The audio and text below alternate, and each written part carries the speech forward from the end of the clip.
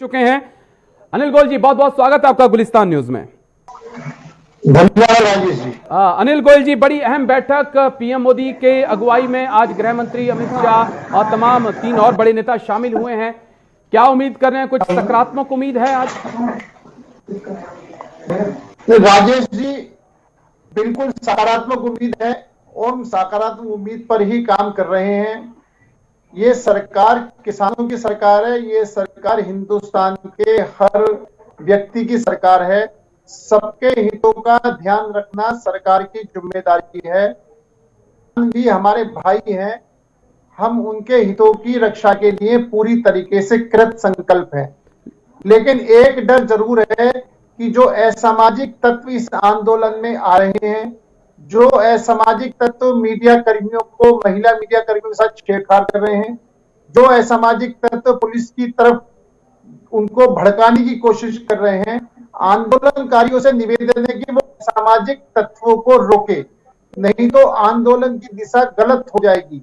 अपनी बात को रखना लोकतांत्रिक तरीके पर उनका अधिकार है, लेकिन किसी के बहकाए और भड़काए में आकर के व्यवस्था खराब हो, वो देश के हित में नहीं है, किसानों के हित में भी नहीं है। आप बोलते हैं किसानों की सरकार है, किसान हरियाणा से भी किसान आए हैं, हरियाणा से भी किसान आए हैं, पंजाब से भी किसान आए हैं, यूपी से भी आए हैं, छत्तीसगढ़ से भी आए, राजस्थान वाले आने की तैयारी कर रहे हैं। कौन असामाजिक है सर? ये वो अन्नदाता हैं जो पिछले 70 क्या हजारों सालों से हमारा पेट भर रहे हैं। आज हमें ये असामाजिक तत्व लगने लगे सर, क्योंकि ये सरकार के खिलाफ सरकार से मांग कर रहे हैं। राजेश जी, हमने ये नहीं कहा कि किसान गलत है। कौन गलत है सर? इनके अंदर कुछ लोग बढ़ गए हैं, कुछ असामाजिक तत्वों ने एंट्री कर ली है और ये इन सबका फर्ज है कि उनको देखें और उनको रोकें, आंदोलन को लोकतांत्रिक तरीके से चलाएं। ये इनका पूरा अधिकार है। मैं टिकैत साहब की बात से बिल्कुल सहमत हूं, लेकिन मैं एक बात पूछना चाहता हूं कि ऐसा कौन सा अधिकार किसानों का सरकार ने छीन लिया जिस पर किसानों को सड़कों पर आने को मजबूर होना पड़ा जी। और किसानों की बात सुनने के लिए हमारे पूरा मंत्रिमंडल आज मंत्री ने भी इस विषय लिया है और मीटिंग लिया है। हम किसान, हम अन्नदाता की अहमियत समझते हैं और उस बात को ध्यान में रखते हुए सरकार पूरी गंभीरता से बातचीत के जरिए इस रास्ते को निकालने की कोशिश कर रही है।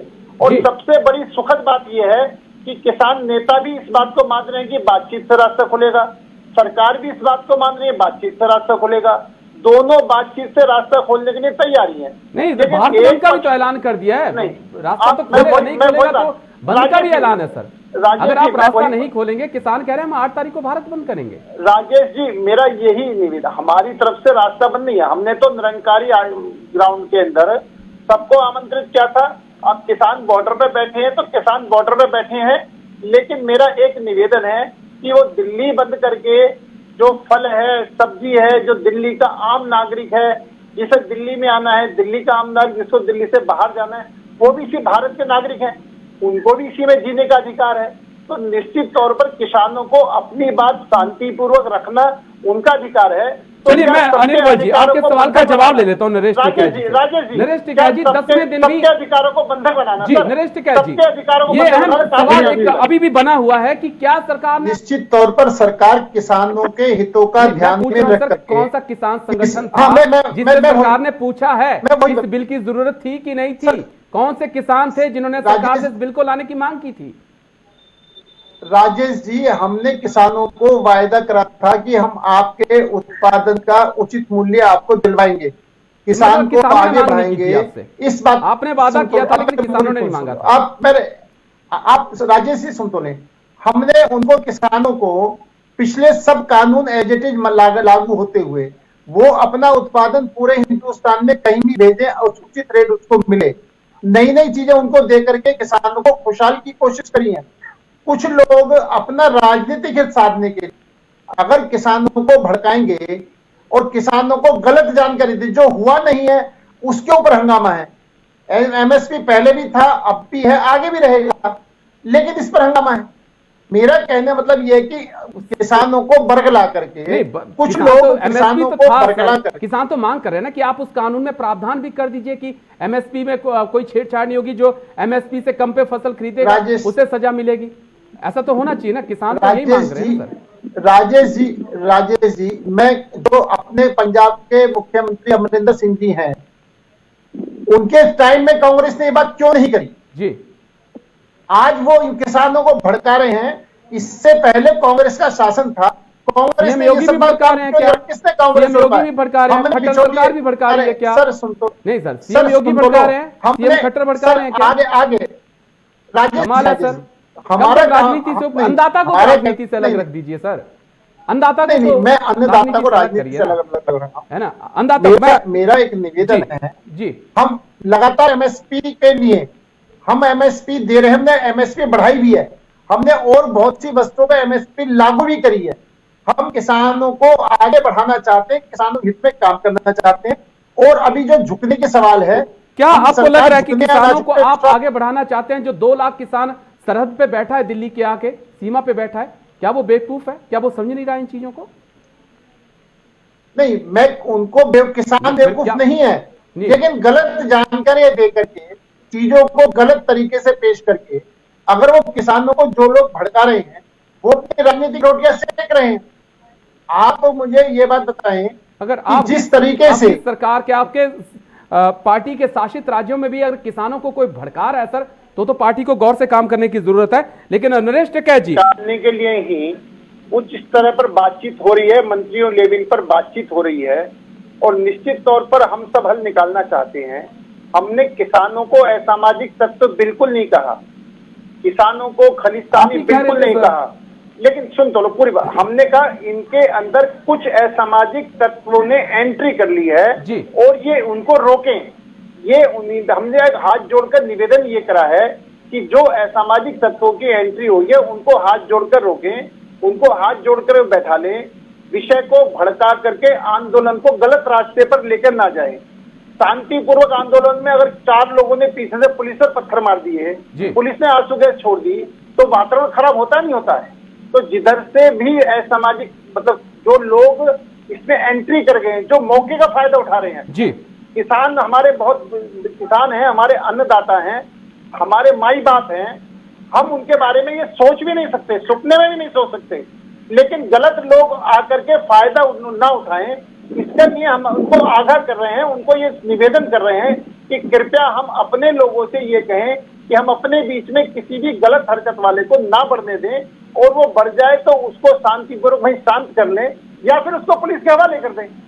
तो जैसे शाहीन बाग का मामला था जो इतना पूरा बढ़ गया, नहीं तो देखिए शाहीन बाग और इन चीजों को निवेदन कर रहे हैं जी, उसमें भी शाहीन बाग हो चाहे जेएनयू का मामला हो, उसमें भी आपने यही बोला सामाजिक तत्व में। मुझे बता दें सर, कौन सा ऐसा गिरफ्तार किया आपने, कौन सा पाकिस्तानी एजेंट आईएसआई का खुफिया या खालिस्तान का आपने गिरफ्तार किया है इन दोनों में?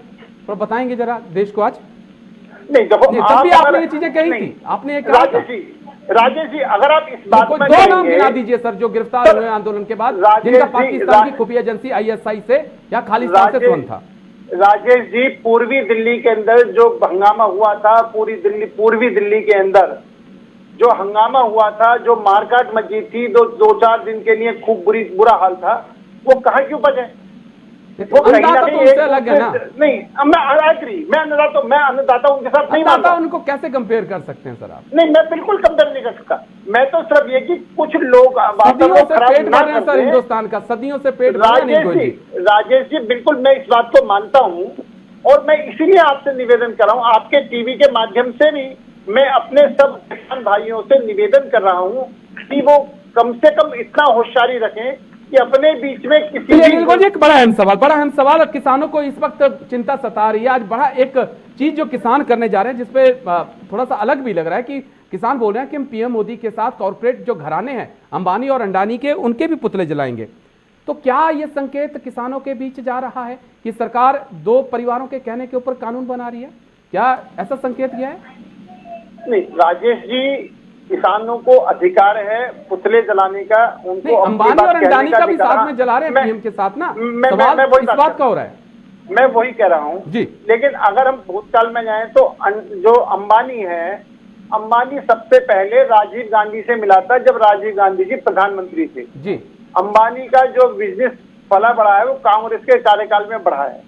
लेकिन वो ठीक है कि दोनों व्यापारी घराने हैं और वो अपना व्यापार कर रहे हैं, और व्यापार करके आगे बढ़ रहे हैं, उसके अंदर अगर वो किसान भाई या कोई भी इसको गलत फहमी है या कोई बात है तो उसका जवाब नहीं है, लेकिन यही सरकार ऐसी है जो निश्चित तौर पर किसानों को सम्मान निधि देने का काम इसी सरकार ने करा है। बिल्कुल बिल्कुल सर, यही सरकार गरीब से गरीब लोगों पर गैस चूल्हा पहुंचा रही है, इसमें कोई शक नहीं सर। जो सरकार ने काम किए हैं उनकी तारीफ है, उनकी तारीफ है, वो सराहनीय है। लेकिन जो कमियां हैं, जो किसान आके बैठे हैं, उस पर भी बात करना बहुत जरूरी है। नरेश टिकैत जी, क्या वजह है कि आज क्या हम गलती कर रहे हैं अनाज उगाकर? नहीं राजेश जी, ये तो देश पर एहसान कर रहे हैं जी, और इसी बात को ध्यान में रखते हुए सरकार इनको आगे बढ़ाना चाहती है, सरकार इनकी इनकम बढ़ाना चाहती है और इनकम बढ़ाने के लिए सरकार कदम उठा रही है जी।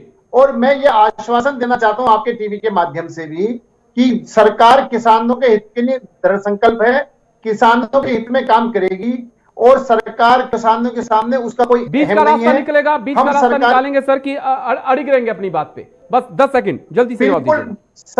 सरकार अडिग नहीं रहेगी जी, सरकार तो वार्ता निकाल करके रास्ता करने के में रहेगी, वार्ता करके रास्ता निकालने का पूरा प्रयास करेगी। चलिए बहुत बहुत शुक्रिया अनिल गोयल जी आपका मेरे साथ जुड़ने के लिए। किसान नेता नरेश टिकैत जी आपका भी बहुत बहुत शुक्रिया मेरे साथ इस खास चर्चा में जुड़ने के लिए। दरअसल आज का दिन